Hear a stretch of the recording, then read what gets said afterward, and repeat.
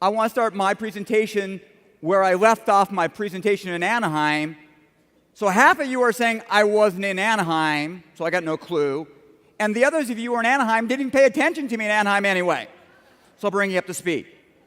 I came up to stage, and I talked about how you tend to do what your friends do. So my friends were getting in shape, and they wanted to run this little itty-baby triathlon. I didn't have a bike, so I borrowed one. I didn't have a wetsuit, so I borrowed my brother-in-law, Steven, who's not that big's wetsuit.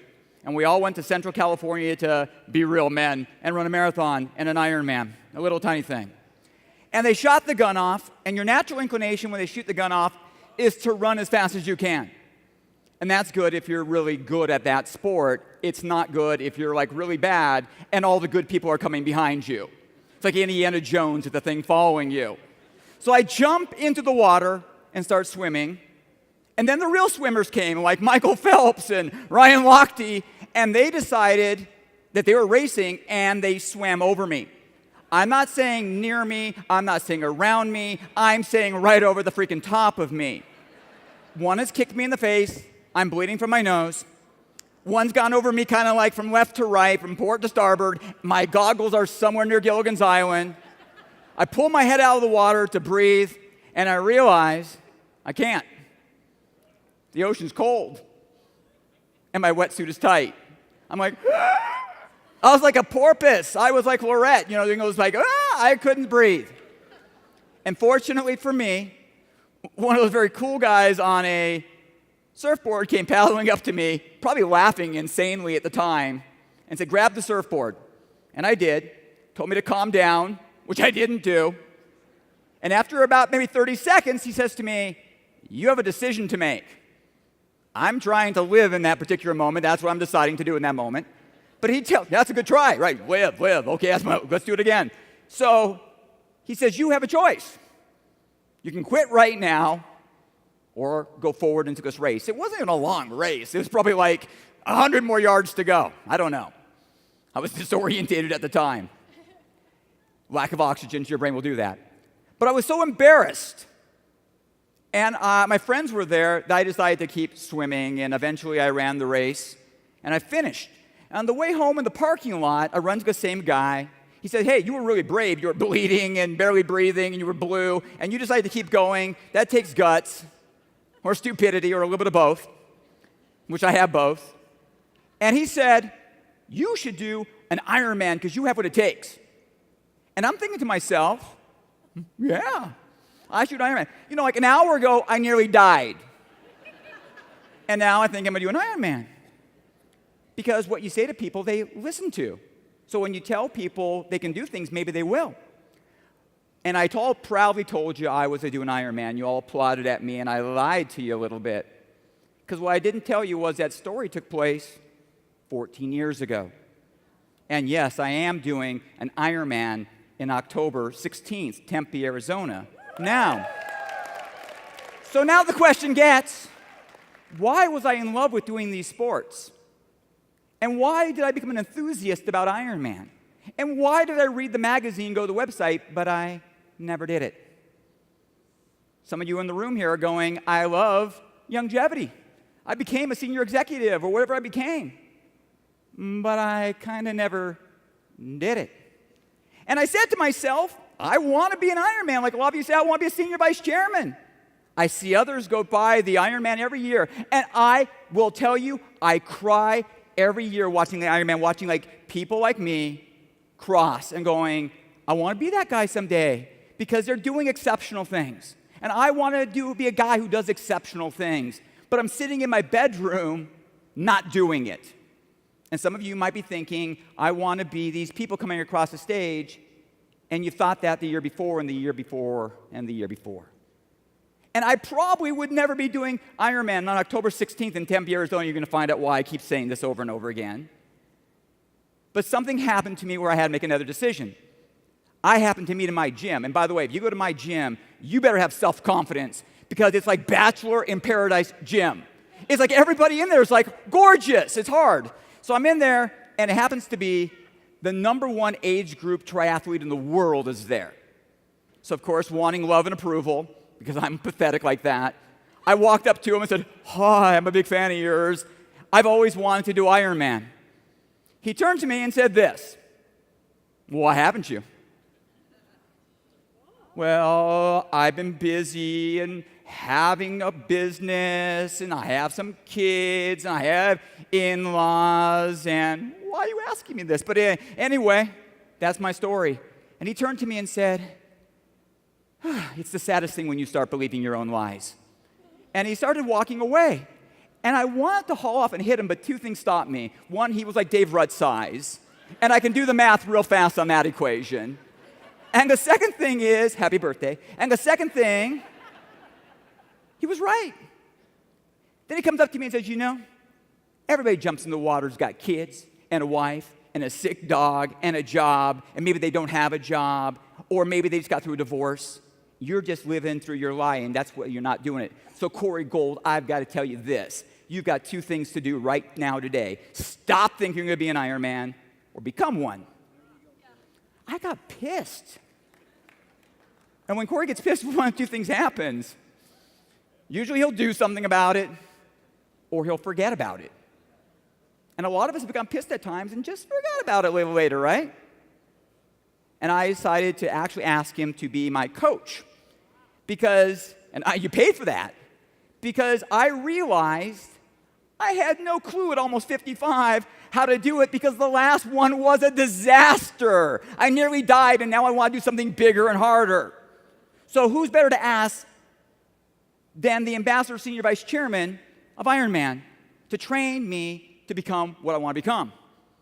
So he says to me this: "You don't know how to cross the finish line in an Ironman event, so you're going to have to follow what I say to do. You're going to go on a plan. You're going to hate the plan. Let's just get it out there right away. From day one, you're not going to want to do any of this. By week one, you're going to hate you decide to do this. But if you don't do it one day, we're done, because it's not optional." And I realized I needed to get a coach and have a plan and have somebody hold me accountable to what I wanted to do.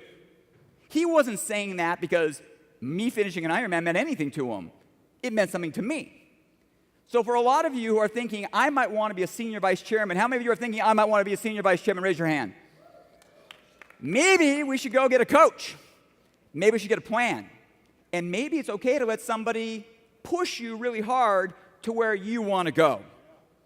So I'm working month after month after month after month, and I can't believe I'm actually doing all this stuff. And one day I talked to Mike, and I had a hard week. I said, "Mike, today's Sunday. It's supposed to be our long biking day. 60 miles today we're supposed to ride. No breaks, just go 60 miles. I said, "Can I take a day off? Because, I'm tired." I'm tired. He says to me this: "Do you want to finish the race?" I said, Yeah, I want to finish the race. Kind of do.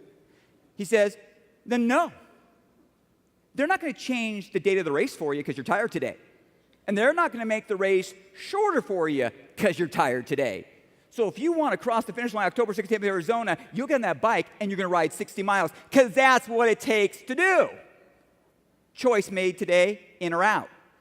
And for the first hour of that bike ride, I despised him. For the second hour, I mildly hated him. And by the time I got back, I still didn't like him. But he was right. And for a lot of you here, you only do network marketing when it's a good day. You only do it when you feel good about yourself. Maybe you had your birthday, so you're going to do network marketing. You didn't do network marketing because you had a fight with your wife. You don't want to do network marketing because it's raining outside. You want to do network marketing because you're tired. The reality is, to get where you want to go and become a senior vice chairman, if you really want that, you don't do it when you want to do it. You do it because that professional network marketer does it every single day. Are we on the same page with this? You're going to have to be tougher on yourself. I didn't want to ride. And for some leaders out there, we got to be a little bit harder on our people because they want to go good places, and we tell them, "It's okay if you don't work." You're lying to them.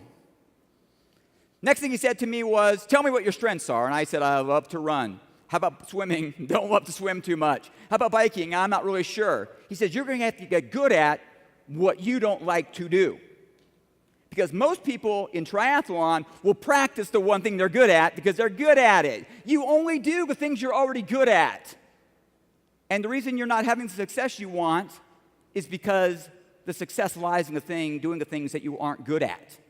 So he says you're going to have to start getting good at the things you're not good at. You're going to start becoming bad at swimming, to only bad at swimming, to being moderate to swimming, to eventually becoming good, to eventually loving swimming. I'm not at loving swimming. I'm just not at not bad anymore.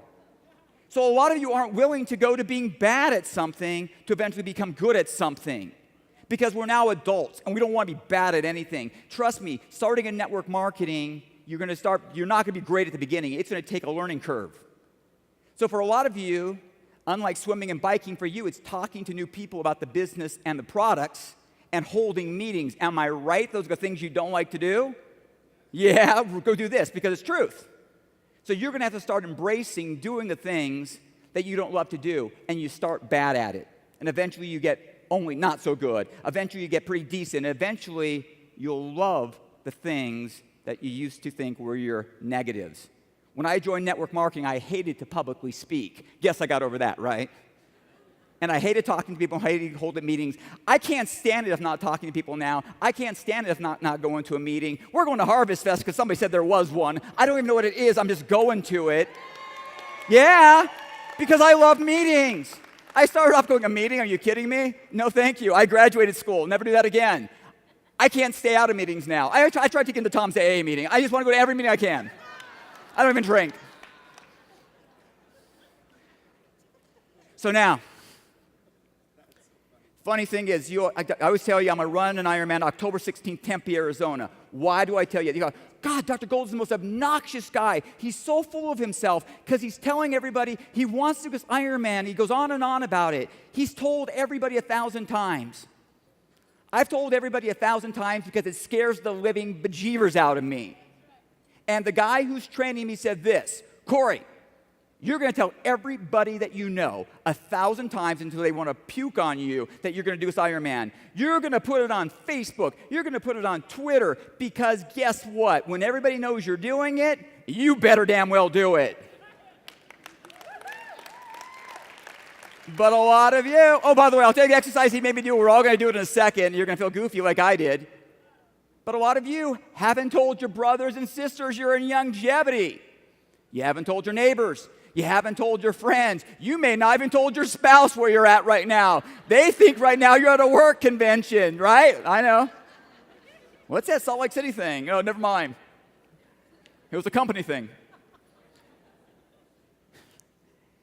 Because what you want is to become successful in network marketing and then tell everybody at the end that you made it. You're like the guy who wants to run Ironman and then put it on at the end because if he backs out, no one will know he ever attempted. You're afraid to fail and you're afraid to tell people what you're about. You've got to own it like it's your life. I'm so committed to this that literally I see him without a leg. I'm going, okay, if something happens to me, I'm still going to go in the water now. He doesn't have a leg. He came up here. He's like an ambassador, like all these awards. I'm going, I've got to swim. I've got to get in. There's no excuses now. What's going to happen on October 16th is I'm either going to finish it and put it on Facebook or Sanjeev's going to call my wife and tell her a funny story about what happened on that day because I'm committed. So he made me jump on a weight room bench in my gym where it's like the gorgeous people of Orange County all can go and they let me in somehow because my wife, because she's good looking. And they made me stand on the bench and say this, everybody in the gym, my attention please. And they're like, all these big guys, you know, they're going over there. And they all come over, and they all come to me and said the following. He said, do this. He goes, my name is Cory Gold, and I'm committing today to do the Ironman, October 16th, Tempe, Arizona. And to my surprise, everyone applauded. I thought they were going to go like, ugh. Now, every time I go to the gym, what do they say to me? How's that training going? When's that event? How are you doing? How's your running coming? Everybody's supporting me. Every I come here, how's that crazy thing you're doing? I can't not do it. You have to be that in at longevity. Where everybody's going, how's that cult thing of yours going? Did you get to be Grand Poobah yet? Did you get that blue jacket yet? Are you a sorcerer yet? What are you? Did you get a sorcerer rank? Yeah, I think you're confusing me with Harry Potter, but I'm glad you're enthusiastic. Thank you. You've got to be so in that they all know what you're doing and how to help you. And that if they're your friend, they may not join, but they're going to support you. So some of you here today, how many of you have come here today and come here this week and become so inspired that you think you will actually commit to becoming a senior vice chairman in longevity? Raise your hand. All right. In that case, we got to do this. You're going to stand. And we're going to commit right now. We're going to stand, and we're going to commit right now. Because you have to declare to yourself and to the world what you're about to become. Because you have to own it yourself before anyone else will believe it that you're going to do it. So right now, say it with me. I will become a senior vice chairman. I will become a senior vice chairman. I'm 1,000% committed to becoming a senior vice chairman.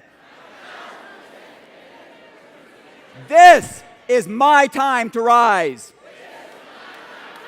On the dot. I'm out of here. Thank you.